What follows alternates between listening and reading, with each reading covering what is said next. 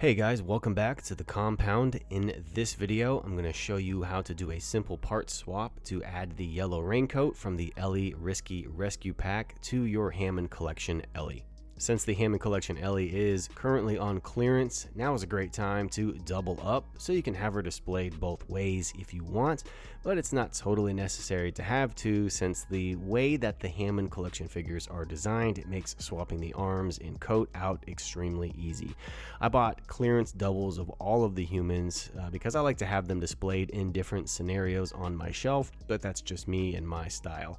This process I'm about to show you will also work on the new Hammond Collection Muldoon. As you can see here, I already did the swap prior to filming just to make sure that the parts were compatible.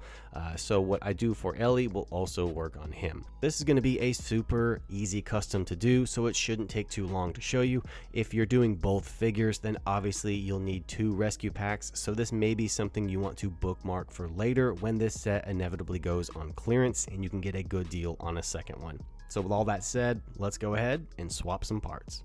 First up, you need to remove the arms from the Hammond Collection Ellie, and then remove the yellow jacket from the Legacy one so you can get to the torso. This process will involve destroying this Ellie figure so we can get the arms, but since the Hammond Collection Ellie is the superior version, it's really no big deal to me. We're really just after the yellow coat and arms, so there's really no sense in trying to save this figure. So I'll just grab my heat gun and pop the head off and set that aside in my parts bin for another time, and then carefully heat up the waist section to soften up the plastic. This will just make cutting the figure in half way easier. Now I'm going to take a sharp X-Acto knife and separate the torso, and then I'll take my Dremel and drill out the peg in the center. This is going to give me access to the inside where I can then stick in a pair of pliers and pop the torso in half.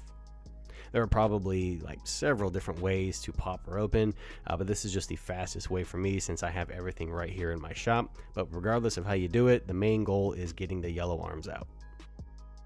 So now that we got the yellow arms free, you can take a look here at the peg on the Hammond Collection arm, and you can see the overall shape that we need to make on the yellow one so it'll pop into the shoulder socket. So for that, we're going to grab the X-Acto knife again and very carefully trim away that flat peg just a little bit at a time. It's important not to trim too much away at first, or else you may trim too much off and it won't fit into the socket and hold it into place. So just trim around and then test fit it, and then trim some more if need be. But just remember, you can always trim off more plastic, but you can't put it back on, so just take your time and go slow.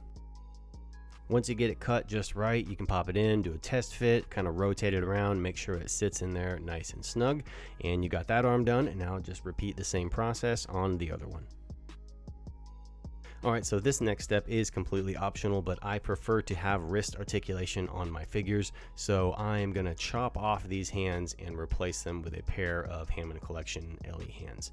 So for this, you'll need a small hand drill, and I like to use a drill bit that's sort of one size smaller than the peg itself on the hand, just to ensure a nice tight fit. So just take your X-Acto knife and chop the hand right off at the base of the wrist, and then take your drill and make sure it's centered on the forearm, and then just slowly drill out your peg hole. You don't need to go too far in, just enough for the peg to pop in and have some room to spin around. Once you get one hand done, just repeat the same process on the other side, and now the Raincoat Ellie has wrist articulation. So with all of that done, now we can assemble the figure. So we'll put on the jacket and plug in both arms, and I'm going to give her the Legacy flashlight for her accessory, since that's what she uses in the scene when she's wearing the raincoat. And again, this process will be the same for Muldoon, so just repeat these steps for him and you'll be all set and ready to roll. So if you were thinking of making raincoat variants of Muldoon and Ellie and you just needed a nudge in the right direction, hopefully this video has helped you out and shown you just how easy it is to customize these two. If you end up giving it a shot, remember to tag me over on Instagram at the Jurassic Park Compound so I can share it in my story. For more Jurassic related content, you know where to find it. Links will be in the description box below. You guys take care, and I'll see you around the compound.